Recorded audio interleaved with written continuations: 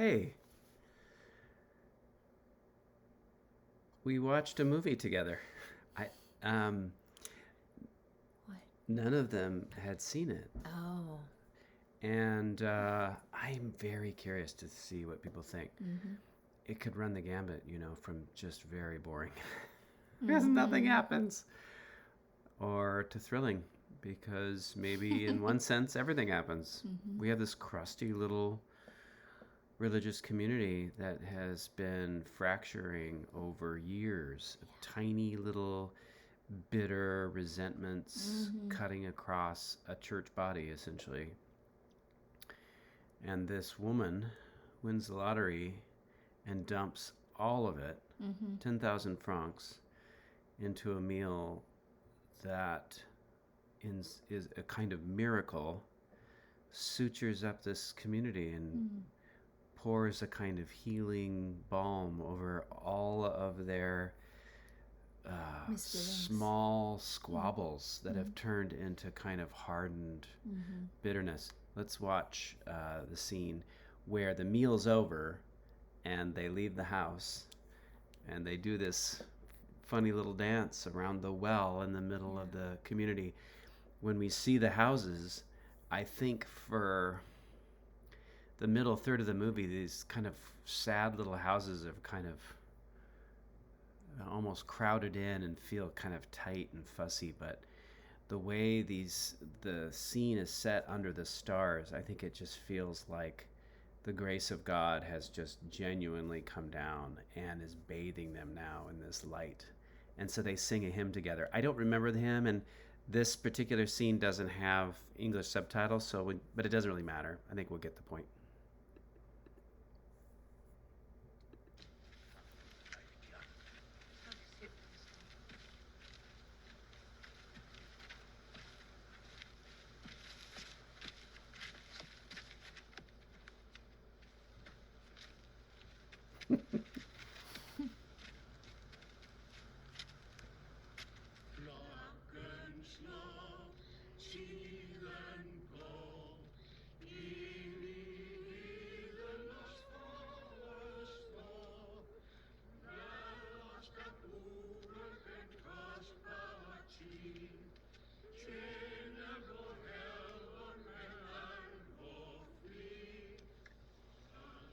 And Babette's thinking, my work here is done.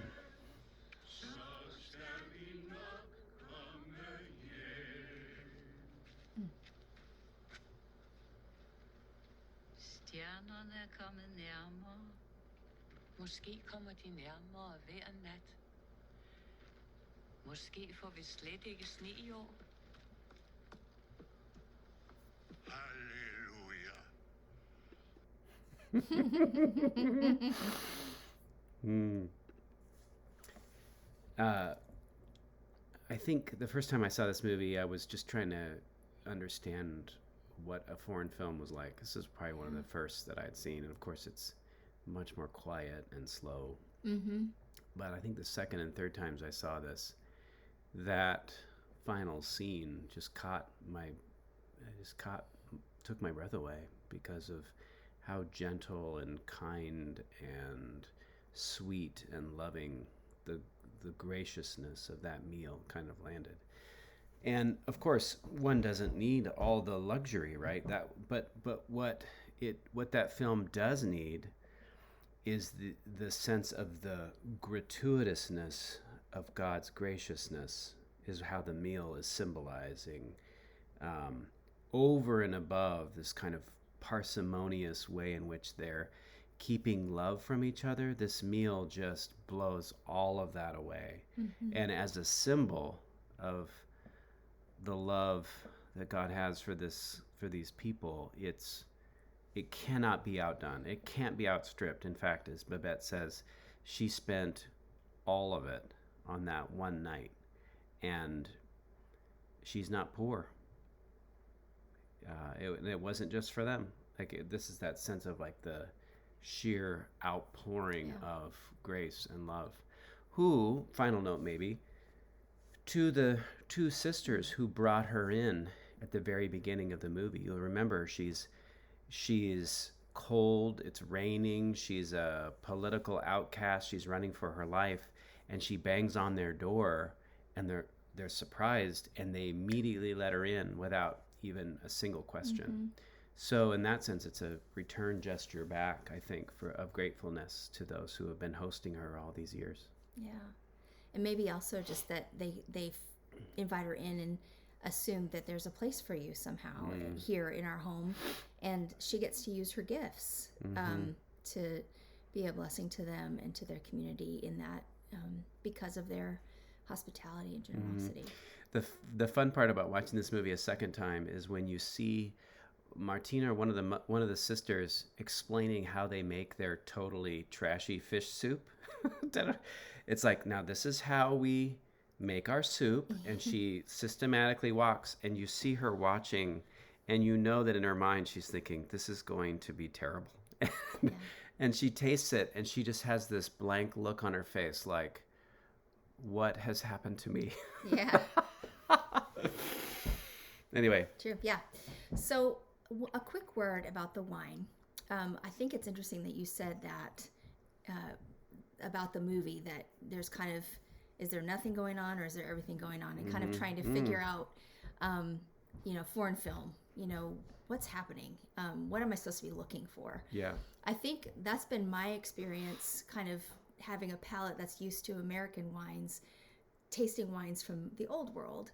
And I think you could, if I were to generalize about wine, I would say that the New World wines, like the US and Australia and South America, come in with really bold, identifiable, sometimes racy, zesty flavors that are delicious and big and ready to kind of apprehend. And I think a lot of times the old world wines, the wines that are made in Europe and France, of course, they have this incredible reputation.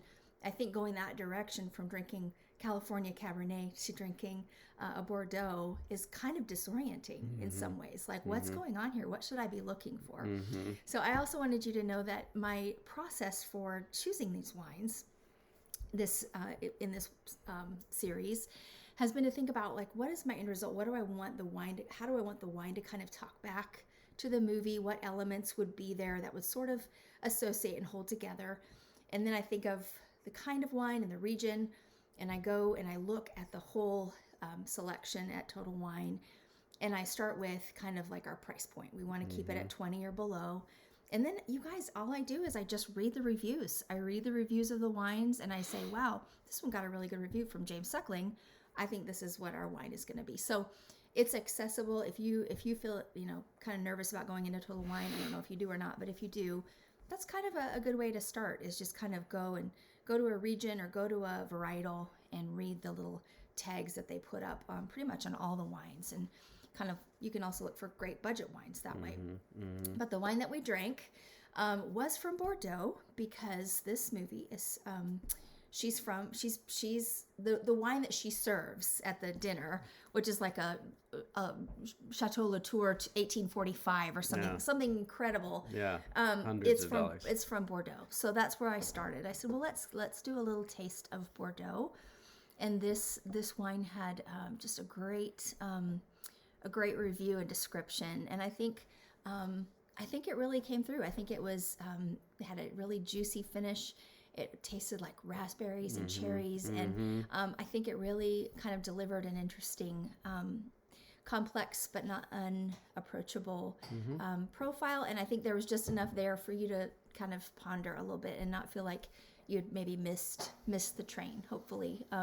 As I have had French wines that I'm like, I think I missed something. Yeah, I missed something here. It's so subtle, and really their style is so sophisticated and so nuanced and subtle. In ways that are really different than American wines. So I hope you enjoyed it.